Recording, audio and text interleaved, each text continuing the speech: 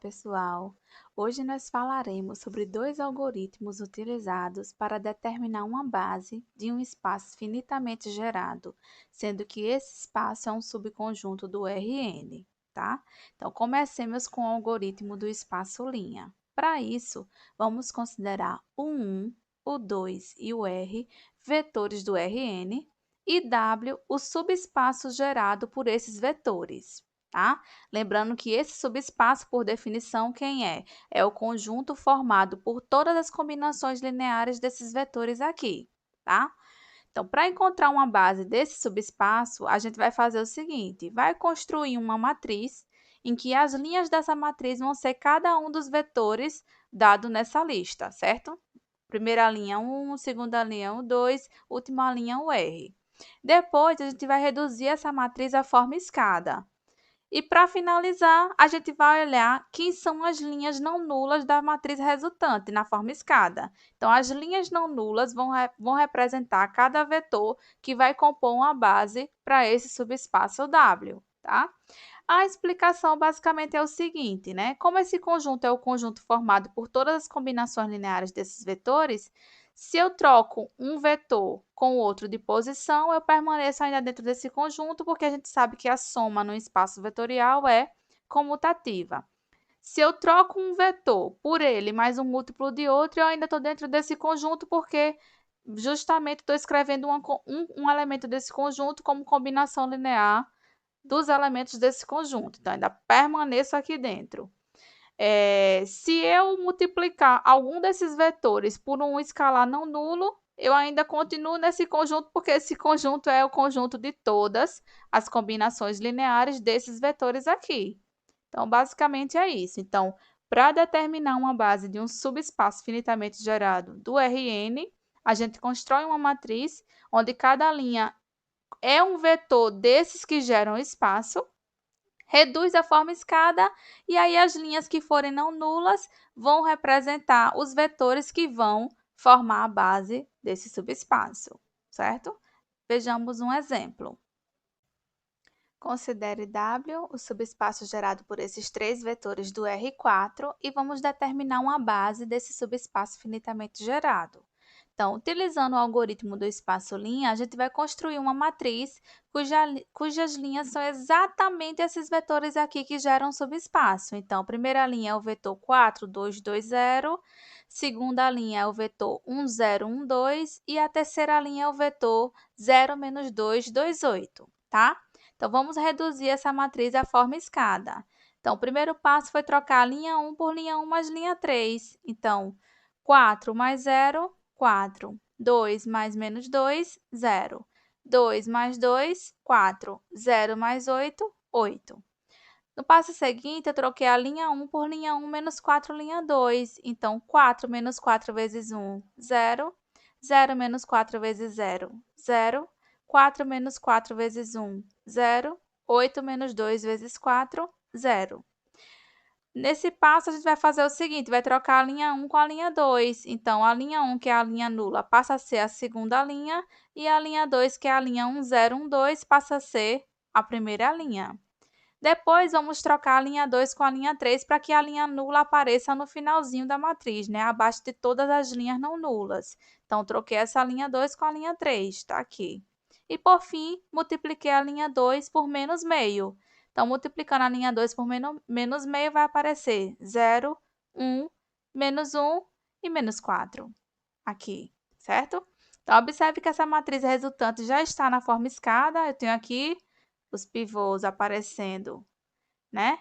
Em cada linha não nula, que é cada pivô tem que ser igual a 1, primeiro elemento não nulo de cada linha não nula. Cada coluna onde eles aparecem tem que ter os demais elementos iguais a 0.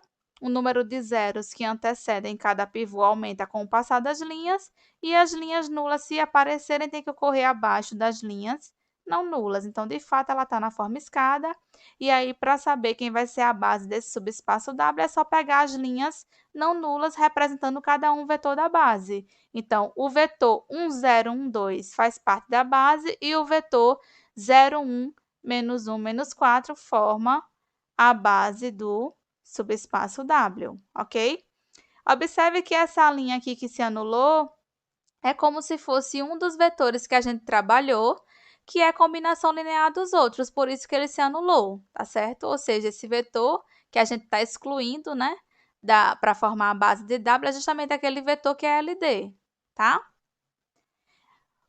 Observe que para determinar uma base de um subespaço finitamente gerado do Rn, utilizando esse algoritmo do espaço linha, a base que eu obtive não necessariamente foi composta por vetores aqui que geravam um subespaço, né? Coincidiu esse vetor 1, 0, 1, 2, mas o vetor 0, 1, menos 1, menos 4 não aparece aqui dentre os vetores que geram um subespaço. Então, na verdade, por ter aparecido esse primeiro vetor aqui em comum, já foi uma coincidência, porque a gente poderia operacionalizar, né, na matriz inicial, de forma que no final os vetores que formassem a base de W não fosse nenhum vetor que aparece aqui entre esses vetores dados, tá?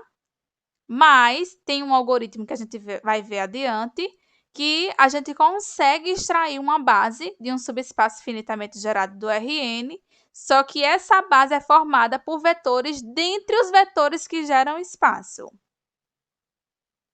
Então, pessoal, para determinar uma base de um subespaço finitamente gerado do Rn, que contenha os vetores dessa lista que gera o subespaço, a gente vai utilizar o algoritmo de eliminação. Então, o que é que diz esse algoritmo? Seja W o subespaço gerado pelos vetores o 1, o 2 até o R, que são vetores do Rn. Para determinar uma base desse subespaço W, a gente vai construir uma matriz M. Agora, essa matriz vai ser construída assim. Cada coluna de M é um vetor que gera o subespaço, ou seja, o vetor 1 vai ser a primeira coluna de M, o vetor 2 vai ser a segunda coluna, o vetor R vai ser a résima coluna de M. Depois que a gente constrói essa matriz, a gente vai deixar ela na forma escada. E aí, depois que a gente deixou essa matriz na forma escada, a gente vai olhar cada coluna que tem pivô. Digamos que as colunas que têm pivô são as colunas 1, 2 e 3. Então, eu volto para a matriz inicial, né, que seria a matriz em que cada coluna representa um vetor que gera o espaço, e olho quem são os vetores correspondentes. Então, se foram as colunas 1, 2 e 3 que tem pivô, então eu vou dizer que o conjunto que vai ser uma base de W vai ser o conjunto formado pelos vetores o 1, o 2 e o 3, tá certo? Então, é isso que diz o algoritmo da eliminação. Você constrói a matriz M, cujas colunas vão ser os vetores dados, que geram um subespaço finitamente gerado, deixa na forma escada, e aí as colunas que contiver o pivô vão ser as colunas que vão representar os vetores dados inicialmente, que vão formar uma base do subespaço, tá certo? A justificativa desse algoritmo vocês podem estar encontrando no livro de Álgebra Linear do Simon Lipschutz, certo? É um pouquinho complexa essa justificativa, mas é basicamente o seguinte, né? Para a gente determinar as colunas de uma matriz que são LI, a gente realmente precisa reduzir essa matriz à forma escada, e aí as colunas que vão ser LI vão ser justamente as colunas que contêm os pivôs. Por quê? Porque consegue se mostrar que as colunas que não contêm o pivô são colunas que são combinação linear de outras colunas que aparecem nessa matriz na forma escada, ok? Vejamos um exemplo.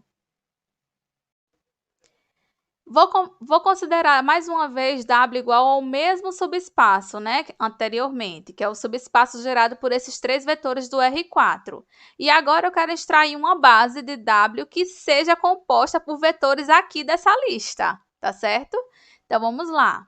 Então, pelo algoritmo de eliminação, a gente vai fazer o seguinte, a gente vai colocar os vetores dados que geram um subespaço em forma de colunas da matriz. Então, esse primeiro vetor é a primeira coluna, esse segundo vetor é a segunda coluna, esse terceiro vetor é a terceira coluna. E aí, a gente vai deixar essa matriz na forma escada. Então, o primeiro passo aqui foi trocar a linha 3 por linha 3 menos linha 2. Então, 2 menos 2, 0. 1 menos 0, 1. 2 menos menos 2, 4. Próximo passo foi trocar a linha 4 por ela, menos 2, linha 3. Então, 0 menos 2 vezes 0, 0. 2 menos 2 vezes 1, 0. 8 menos 2 vezes 4, 0. No passo seguinte, a gente trocou a linha 1 por linha 1 menos 2, linha 2. Então, 4 menos 2 vezes 2, 0. 1 menos 2 vezes 0, 1. 0 menos 2 vezes menos 2, 4. No passo seguinte, trocamos a linha 3 por linha 3 menos L1. Tem até um errinho de digitação aqui, era para ser uma setinha, tá? E não essa setinha de mão dupla.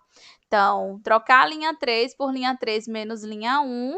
Então, fica 0 menos 0, 0. 1 menos 1, 0. 4 menos 4, 0. Tá aqui. No passo seguinte, trocamos a linha 1 pela linha 2, né? Invertemos as posições. Então, a linha 1, que é 0, 1, 4, vai para a linha 2, e a linha 2, que é 2, 0, menos 2, é para a linha 1. Depois fizemos o quê? Trocamos a linha 1 por meio vezes a linha 1. Multiplicamos ela por meio, né? Então, multiplicando a linha 1 por meio, fica 1, 0 e menos 1. Tá aqui. Pronto. Essa matriz já está na forma escada. Observe aqui, ó, que os primeiros elementos não nulos de cada linha não nula é igual a 1. E as colunas onde eles aparecem tem todos os outros elementos iguais a 0. Além disso, o número de zeros antecedendo cada pivô aumenta com o passar das linhas. E as linhas nulas aparecem abaixo de todas as linhas não nulas. Então, pelo algoritmo de eliminação, eu identifiquei as colunas que aparecem os pivôs, que são as colunas 1 e a coluna 2, que se referem aos vetores 1 e 2, que são esses dois primeiros vetores aqui, né? Então, eu sei que uma base de W vai ser o conjunto formado por esses dois vetores da matriz inicial, ou seja, o vetor 4, 2, 2, 0 e o vetor 1, 0, 1, 2. Então, esse conjunto é uma base de W formada por vetores que geram o subespaço, tá? Então, até a próxima aula, pessoal.